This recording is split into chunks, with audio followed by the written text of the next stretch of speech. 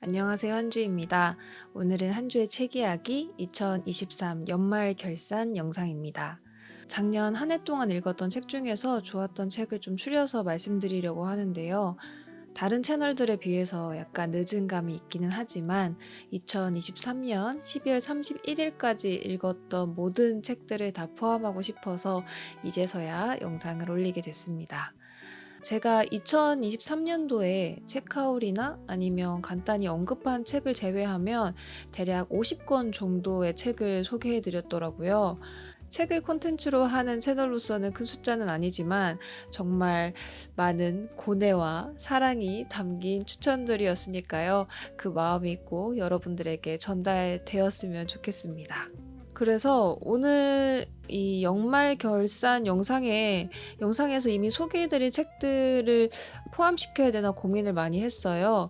제가 올해 읽었던 책 중에서 좋은 책이지만 영상에 못 담은 책도 많은 편이고, 또 한 주에 한 책이라는 콘텐츠에서 한 주픽 도서라고 해서 그 달에 가장 좋았던 책을 소개해드리기도 했었잖아요. 그래서 고민을 많이 했었는데 그 부분은 제가 적당히 잘 섞어서 소개를 해보도록 하겠습니다. 그리고 제 채널을 쭉 구독하신 분들이라면 아시겠지만 저의 책 소개의 호흡이 조금 긴 편이에요. 그런데 오늘 영상은 연말결산이기도 하고 총 15권의 책이 등장할 거기 때문에 간단하게만 말씀드릴 예정이고요. 조금 더 자세한 감상은 제가 다른 루트를 통하거나 아니면 그와 관련된 주제를 통해서 그 책을 소개할 때 조금 더 깊게 나눠보도록 하겠습니다. 오늘 소개해드릴 책들의 기준은요, 2023년 나온 책이 아니라 제가 2023년도에 완독한 책을 기준으로 했고요. 크게 비문학, 에세이, 소설, 그리고 그 외에 나머지 것들 이렇게 총 4파트로 나눠서 뽑아봤습니다. 분야별로 순위 상관없이 그냥 너무 좋았다라는 책으로 뽑은 거기 때문에 가나다라 순으로 소개를 해드릴 거고요. 그럼 저의 주관이 아주 가득가득 담긴 2023년 연말 결산 시작해 보도록 하겠습니다. 먼저 비문학 파트인데요. 이 파트에서는 총 4권을 뽑았습니다. 첫 번째 책은 아르테 출판사에서 나온 니컬러스 험프리의 센티언스입니다. 이 책은 이인식, 현상적 자아의 진화에 대해서 연구해온 의식 연구의 권위자 니컬러스 험프리의 평생의 통찰이 담긴 책인데요. 나는 무엇인가, 나의 이 의식은 어디에서 기원하는가, 또 동물들에게는 지각이 있을까? 이런 식으로 우리가 어떤 것을 의식하고 이것이 자아 형성에 어떤 영향을 끼치는지에 대해서 이야기하는 책입니다. 그리고 또 인간의 범주뿐만 아니라 동물 그리고 로봇의 범주까지 확장되기 때문에 흥미로운 파트가 많았던 책이기도 했고요. 조금은 어렵고 모호한 주제이기는 하지만 과학 에세이처럼 쉽게 쓰여 있기 때문에 많은 분들이 재밌게 읽으실 수 있을 거란 생각이 들었습니다.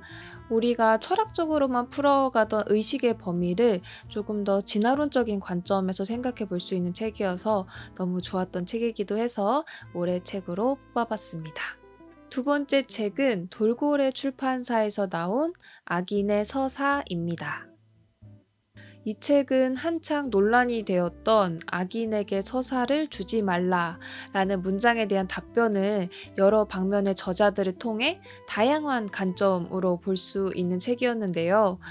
악인에게 스토리를 부여하는 것이 그가 행한 행위에 대한 어떤 원인으로 작용하면서 이것이 미화될 수도 있기 때문에 그것을 굳고 막아야 한다는 주장이 창작의 범위까지 넘어오면서부터 가불논박이 시작됩니다.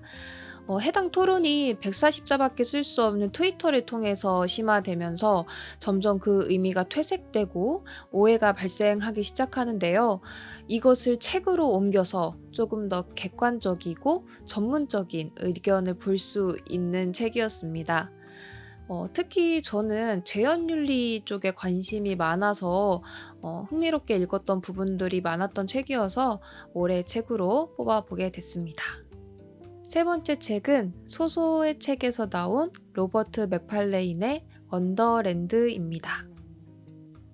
이 책은 제가 밀리의 서재를 소개하는 영상에서 추천드린 책인데 그때가 연초였음에도 불구하고 올해 책으로 뽑을 것 같다고 말한 기억이 있어요. 그 정도로 한번 읽어보시면 그 진가를 알 수 있는 책입니다. 이 책은 우주만큼 광활하고 미스터리한 지하 세계를 탐험하는 이야기인데요. 과거 선사 시대의 매장지부터 시작해서 곰팡이 같은 미생물이 갖춘 땅속 네트워크까지 아주 다양한 지하 세계에 대한 이야기를 하고 있습니다. 제가 이 책이 좋았던 점이 단순한 관찰을 넘어서 자연을 통한 철학적인 사유까지 볼 수 있어서 너무 좋았고요. 또 그 속에서 살아가고 있는 사람들에 대한 인터뷰도 함께 볼 수 있어서 그 점도 매우 좋았습니다. 책의 주제 대비, 책의 사이즈 대비 너무 무겁지 않은 스탠스로 풀어가는 책이기 때문에 조금 두껍기는 해도 꼭 한번 읽어보셨으면 좋겠습니다. 네 번째 책은 민음사에서 출간된 제러미 리프킨의 회복력 시대입니다. 이 책은 제가 한 주에 한 책 9월호 영상에서 소개를 해드렸던 책이었는데요. 현 시점은 진보의 시대를 넘어서 재야생화되는 회복력 시대이고 효율성보다는 적응성을 추구해야 한다는 작가의 주장이 담긴 책입니다. 과거 자본주의 개념이 우리의 지구를 그리고 우리의 삶을 어떻게 훼손시켰는지에 대해서 역사적 큰 사건과 함께 되돌아보면서 마지막으로는 회복력 시대를 맞은 우리가 어떤 식으로 행동해야 할지에 대해 이야기하고 있는데요. 자본주의 체제가 우리 삶에 얼마나 많은 부분에 녹아져 있는지를 알 수 있어서 조금 무섭기도 했던 책이었고요. 지금 이 지구의 여러 문제들이 더 이상 심각해지지 않기 위해서는 많은 분들이 읽어보셨으면 좋을 것 같아서 올해 책으로 선정을 해봤습니다. 이렇게 4권의 책을 비문학 파트에서 뽑아봤는데요. 사실 제가 가장 좋아하는 파트이기는 한데 제가 읽은 책 대비 영상에서는 많이 소개를 하지 못했어요. 왜냐하면 어떤 분야에 대해서 알고 싶을 때 그것과 관련된 여러 가지 책을 쭉 읽어 나가는 편인데 이렇게 읽다 보면 사실 비슷한 내용들이 겹칠 때가 많아요. 그래서 소개를 못 해드린 경우도 있었고 또 비문학 책을 고르는 기준 자체가 제 주관이 좀 많이 들어간 선택들이다 보니까 소개를 못한 책들이 좀 많았는데 그래서 올해에는 이 비문학 파트 책들도 조금 더 많이 소개를 해볼 예정입니다. 다음으로는 에세이 파트입니다. 이 분야에서도 4권의 책을 뽑아봤는데요. 첫 번째 책은 민음사에서 나온 이웅준 작가님의 고독한 밤에 호루라기를 불어라입니다. 이 책은 최근 영상에서 혼술할 때 보기 좋은 책으로 소개를 해드렸는데요. 그만큼 인생의 쓴맛을 시니컬한 태도로 이야기하는 책이었습니다. 수필 인간이라는 타이틀을 가지고 리터와 민음사 블로그에서 6년 동안 연재하셨던 글인데 일상에 대한 철학적인 사유와 또 글 쓰는 인간으로서의 태도들에 대해서 담담하게 써내려 가신 글이기 때문에 구독자분들에게도 호응이 아주 좋았던 책으로 기억하고 있습니다. 특히 울림이 있는 문장들이 많아서 이 책을 소개할 때 많은 부분 낭독을 해드렸던 기억이 있는데 조금 더 자세한 내용이 궁금하시면 아이카드 확인해 주시면 감사하겠습니다. 다음 책은 1984 북스에서 나온 이윤 작가님의 사랑과 탄생입니다. 이 책은 한 주에 한 책 6월호에서 추천하는 신간도서로 소개를 해드렸던 책인데요. 그때 당시에 저도 처음 뵙는 작가님이었는데 작가님이 구사하시는 그 문장 하나하나가 너무 제 취향이어서 내가 에세이스트라면 이런 글을 쓰고 싶다라고 느낄 정도로 한동안 이윤 아리를 하게 만든 책이었습니다. 이 책은 여러 문학작품에 대한 작가님의 생각이 담긴 책인데요. 일반적인 서평 형식이 아니라 자신의 에피소드와 잘 버무려진 색다른 독서 에세이라고 보시면 될 것 같고요. 책에 대한 이야기이기도 하고 또 멋진 문장들이 많은 책이라서 특히 저희 구독자님들이 무조건 좋아하실 것 같은 책이라는 생각에 올해 책으로 한번 뽑아봤습니다. 세 번째 책은 문학동네에서 나온 김선호 작가님의 시차 노트입니다. 이 책은 김선호 시인님이 주간 문학동네에서 연재하셨던 글들을 책으로 엮은 건데요. 산문이기는 하지만 한편의 긴 시를 읽는 것 같은 느낌이 드는 그런 작품이었습니다. 시인이라는 직업을 가진 사람들은 정말 이런 특별한 눈을 가지고 있구나라는 생각이 들면서 그 눈을 통해 듣는 일상 이야기가 너무나도 아름다웠던 책이었고요. 특히 두 단어 사이의 시간차, 어떤 층위의 다름을 시차라는 단어를 통해서 그리고 그것을 풀어가는 과정이 너무 좋았던 책이었고요. 김소연 작가님의 마음사전이라는 책처럼 단어를 너무 아름답게 가지고 놀 줄 아는 작가님이라는 생각이 들어서 작년 하반기에 또 쭉 빠져 있었던 책이었습니다. 네 번째 책은 의유문학사에서 나온 토베 디틀레우센의 코펜하겐 3부작 어린 시절, 청춘, 의존입니다. 의유문학사의 암실문고 시리즈는 요즘 제가 제대로 꽂혀 있는 시리즈인데요. 이 시리즈의 시작이기도 했던 코펜하겐 3부작이 너무 강렬했던 기억이 있어서 마지막 올해의 에세이로 뽑게 되었습니다. 토베 디틀레우센은요, 20세기 덴마크를 대표했던 여성 작가인데 그의 비극적인 삶을 회고하는 작품이 바로 코펜하겐 3부작입니다. 자신의 이야기가 아닌 것처럼 굉장히 냉담한 문체로 무덤덤하게 쓰인 글들이 뭔가 더욱더 그녀의 삶에 집중하게 만드는 것 같았고요. 뭔가 모든 것을 초연한 느낌의 글들이 진정한 해방감마저 들게 만드는 그런 책이었습니다. 그리고 1편 어린 시절부터 시작해서 2편 청춘, 그리고 마지막 의존까지 읽어가면서 각각의 이야기가 서로 얽히면서 감정이 고조되고 그것이 마지막에 큰 울림을 주기 때문에 꼭 3부작 모두를 읽어보시는 걸 추천드립니다. 에세이 분야가 정말 뽑기 어려웠던 게 정말 다양한 감정들을 느끼게 하는 책이어서 그런 것 같아요. 1차원적으로 재미있고 공감이 가면서 좋은 책들도 있고 내가 겪을 수 없는 일들에서 오는 그런 충격과 신비스러움이 있는 책도 있고 또 그냥 문장 자체가 너무 좋아서 푹 빠져서 읽는 글도 있잖아요. 그래서 이번에 에세이에서 올해의 책을 뽑을 때에는 책을 딱 덮고 났을 때 그냥 저를 좀 벙찌게 만들었던 책들 위주로 뽑아봤는데 약간 밝은 느낌의 책이 없어서 참 취향이 한결같다라는 생각도 들었던 픽이었습니다. 그 다음으로는 소설 파트입니다. 여기서도 4권을 가지고 왔는데요. 첫 번째 소설은 문학동네에서 나온 개브리얼 제빈의 내일 또 내일 또 내일입니다. 이 작가님은 제가 섬에 있는 서점으로 소개를 해드린 적이 있는데 그때부터 신작이 나오면 항상 챙겨보는 작가님 중에 한 분이었어요. 이분의 신작이 이번에도 나와서 당연스럽게 읽게 됐는데 이번 작품 역시도 너무 좋아서 올해 책으로 뽑게 되었습니다. 제가 개브리얼 제빈을 좋아하는 이유가 작품 속 캐릭터들을 너무 잘 살려준다는 거예요. 이 작품 역시도 3명의 친구들이 나오는데 각각의 개성이 물씬 풍기면서도 설득력 있게 스토리를 풀어가는데 진짜 너무 재미있어서 거의 하루 만에 다 읽었던 기억이 있습니다.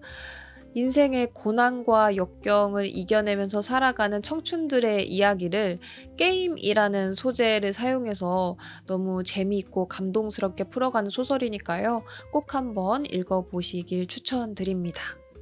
두 번째 책은 비체에서 나온 파스칼 메르시어의 언어의 무게입니다. 이 작품 이름처럼 정말 무게도 상당한 아주 긴 장편 소설인데요. 저처럼 긴 호흡으로 담담하게 써내려가는 소설 좋아하신다면 너무나도 좋아하실 작품입니다. 언어의 무게는 리스본행 야간열차를 쓰셨던 작가님이 16년 만에 쓴 장편 소설인데요. 기대했던 만큼 너무 좋았어서 두 번째 책으로 뽑게 되었습니다.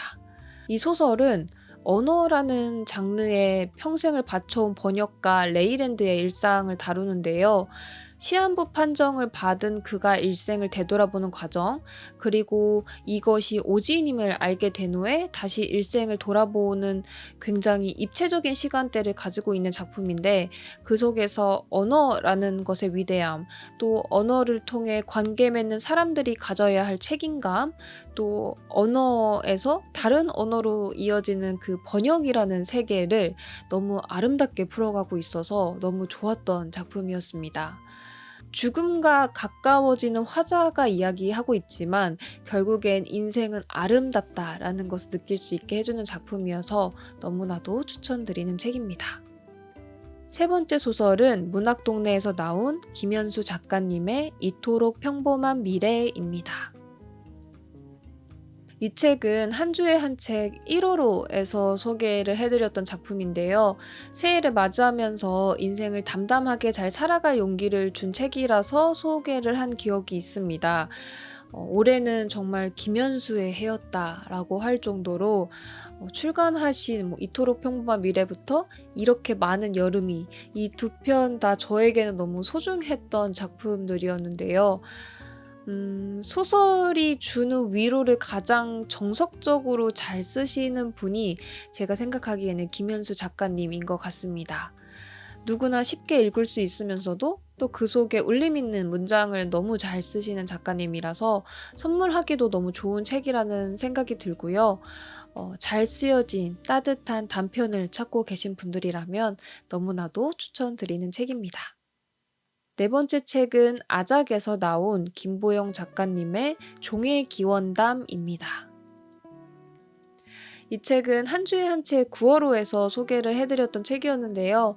제가 가장 좋아하는 SF 작가가 테드창이라고 항상 얘기를 했었는데, 이제 테드창 앤 김보영이라고 말할 수 있을 정도로 올해 아주 푹 빠져서 읽은 작가님이었습니다.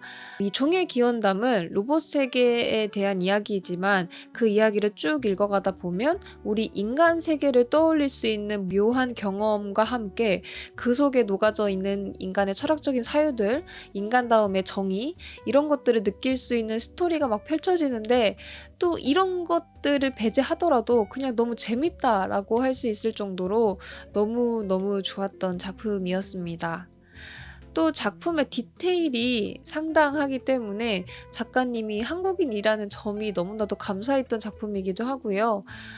SF에 낯선 분들도 재미있게 보실 수 있는 작품이니까 꼭 한번 읽어보시면 좋을 것 같습니다. 사실 올해 읽었던 소설 중에 좋았던 작품들이 너무 많아서 뽑기가 조금 어려웠어요. 권여선 작가님의 각각의 계절부터 시작해서 임소라 작가님, 장강명 작가님, 문지혁 작가님, 해외 쪽엔 찬시에, 앨리 스미스, 정말 너무나도 좋았던 작품들이 많았는데 영상에 담지 못한 것들이 많아서 너무 아쉽더라고요. 나중에 한번 영상에 담지 못했던 너무 좋은 소설들이라는 주제로 그냥 아예 싹 다 풀어볼 예정이기도 하고요. 또 제가 좋아했던 소설을 쭉 살펴보니까 문학동네에서 나온 책들이 많더라고요. 그래서 올해는 문학동네 북클럽을 한번 가입해볼까 라는 생각도 했습니다. 여튼 올해 소설 파트에서는 새로 알게 된 작가님도 많았고, 또 기존의 팬심을 더 단단하게 만들어준 작품들도 많이 만나서 너무 행복했던 독서 생활을 했습니다. 마지막으로는 앞전에 소개해드렸던 분야를 제외한 모든 분야에서 뽑은 올해의 책인데요. 3권 뽑아봤습니다. 첫 번째 책은 마음 산책에서 나온 김혜순의 말입니다. 이 책은 황인찬 시인님이 김혜순 시인님을 인터뷰한 책인데요. 사실 제가 요즘 가장 빠져있는 분야가 시예요. 그래서 시집은 기본이고 시인님들의 산문집, 인터뷰집을 아주 닥치는 대로 읽어가고 있는데요. 그 중에서도 이 책은 정말 단연 최고였습니다. 굉장히 밝게 웃고 계시는 표지와 다르게 이 책의 주제들은 그렇게 밝고 가볍지만은 않아요. 어찌 보면 순탄치 않은 경험들을 하셨음에도 불구하고 작가님의 답변 속에는 시를 통한 성찰과 또 글 쓰는 것 자체에 대한 경이로움을 느낄 수 있어서 너무나도 좋았던 책이었습니다. 그리고 인터뷰어로 나오신 황인찬 작가님의 질문들도 굉장히 섬세해서 좋았고요. 꼭 시에 관심이 없으시더라도 작가의 삶, 글 쓰는 사람들의 생각과 이야기가 궁금하신 분들이라면 너무나도 추천드리는 책입니다. 두 번째 책은 시간의 흐름에서 나온 한정원 작가님의 사랑하는 소년이 얼음 밑에 살아서입니다. 많은 분들이 이미 예상하셨을 것 같아요. 제가 이 책을 소개할 때 너무 좋아서 어쩔 줄 몰라 했던 기억이 있는데 저는 이 작품이 너무 좋아서 다른 시를 읽을 때에도 이게 내가 좋아하는 건지 아닌 건지에 대한 기준이 되는 것 같아요. 그리고 또 시간의 흐름 출판사에서 한국 시인 시리즈의 첫 번째 책으로 이 책을 내셨는데 그 시리즈의 색깔을 너무 잘 표현하고 있는 책이라서 이 책을 기준으로 그 시리즈들을 다 사 모으고 있습니다. 이 작품에 대해서 조금 더 소개를 해보자면 하나의 극대본 형식으로 꾸려져 있어요. 한 소년과 소녀의 사랑 이야기를 주제로 해서 여러 장면들을 시로 풀어가는데 이 시 자체도 너무 좋고요. 또 그 시들이 극 장면처럼 이렇게 쌓이고 쌓여서 만들어내는 메시지들도 너무 좋고요. 또 마지막 엔딩도 너무 좋고요. 그러니까 여러모로 제가 그냥 체해하는 시집입니다. 그래서 여러분들도 꼭 한번 읽어보셨으면 좋겠습니다. 세 번째 책은 생각의 힘에서 나온 김지수 기자님의 위대한 대화입니다. 이 책은 김지수 기자님이 여러 분야의 대가들을 만나서 인터뷰한 것인데요. 아무것도 할 용기가 나지 않을 때, 또 내가 너무 나태해지고 작아졌을 때 꼭 한번 읽게 되는 책이라서 마지막 올해의 책으로 뽑게 되었습니다. 이 책이 좋은 이유가 당연히 많은 분들의 지혜가 담겨 있기도 하지만 특히 저는 그 김지수 작가님의 글 때문이기도 한데요. 각 인터뷰마다 작가님이 그 답변을 듣고 생각하셨던 것들에 대해서 쭉 이야기하는 부분들이 있는데 뭔가 지향하는 점이 비슷한 사람이 써 내려간 글이기 때문에 정말 직접적인 위로가 되더라고요. 또 책을 소개하는 사람으로서 책을 통해서 이런 메시지들을 전달할 수 있는 힘을 기르고 싶다라는 생각도 들었고요. 조금 더 제 채널의 방향성도 생각해 볼 수 있게끔 하는 책이었어서 마지막 올해 책으로 뽑게 되었습니다. 이렇게 한 주의 책 이야기 2023년 연말 결산 분야별로 올해 책 총 15권을 뽑아 봤는데요.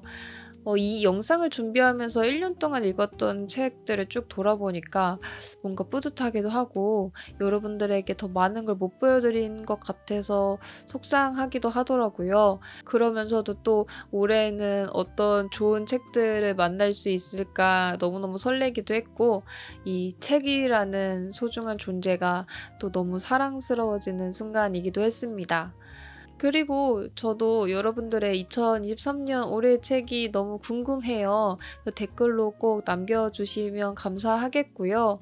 그럼 2024년 올해도 더 많은 재미있는 책 이야기로 찾아뵙도록 부단히 노력하는 한 주의 책 이야기가 되겠습니다.